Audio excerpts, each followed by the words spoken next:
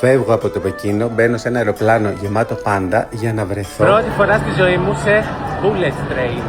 Η έκπληξη βέβαια είναι ότι και εδώ τα καθίσματα έχουν πάντα. Γενικά το βλέπεις σε ό,τι μπορείς να φανταστείς. Μόλις έφτασα στα Ιμαλάια, ευτυχώς δεν έχω κανένα θέμα με την αναπνοή, πονοκεφάλους, τίποτα, όλα φυσιολογικά. Αυτό που παρατήρησα όμως είναι ότι τα σακουλάκια από πατατάκια διωγγώνονται λόγω της διαφοράς του υψομέτρου και του οξυγόνου και της πίεσης. Και εδώ μας περίμενε ο οδηγός μας για να μας πάει σε ένα χωριό στη μέση του πουθενά. Πού έχω έρθει?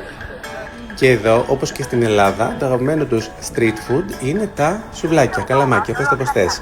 Στη μέση του δρόμου, όχι σε μαγαζιά, παίρνουν το κρέας, το κόβουν σε κομμάτια, το περνάνε από τα ξυλάκια, του βάζουν ένα τόνο μπαχαρικά, το ψήνουν στα κάρβουνα και το πουλάνε. Εγώ έκανα και φίλους εδώ πέρα, οι οποίοι μάλιστα Με κέρασαν καλαμάκια από κρέας γιάκ.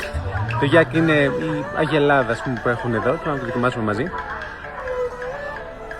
Είναι σαν χοιρινό. Έχει πολλά μπαχαρικά. Πολύ νόστιμο.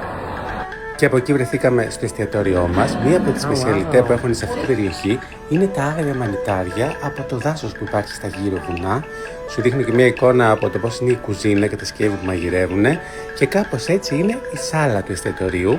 Κάθε τραπέζι έχει στο κέντρο μία φιάλη με γκάζι, υγραέριο. Και μέσα σε αυτό το σκεύος μαγειρεύεται η παραδοσιακή του σούπα με το μοσχάρι του, το γιάκ, και ό,τι λαχανικά έχουν, μανιτάρια, πατάτα, άσπρο καρότο, καλαμπόκι. Είναι πεντανόστιμο. Έφαγα και αυτό το πολύ ωραίο πιάτο με κοτόπουλο και πατάτα κοκκινιστά κάπως.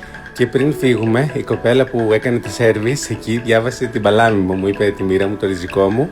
Και από εκεί πήγαμε στο ξενοδοχείο που θα μείνουμε την πρώτη νύχτα. Stay tuned, γιατί αύριο θα σε πάρω μαζί μου στο πιο μαγικό μέρος του πλανήτη.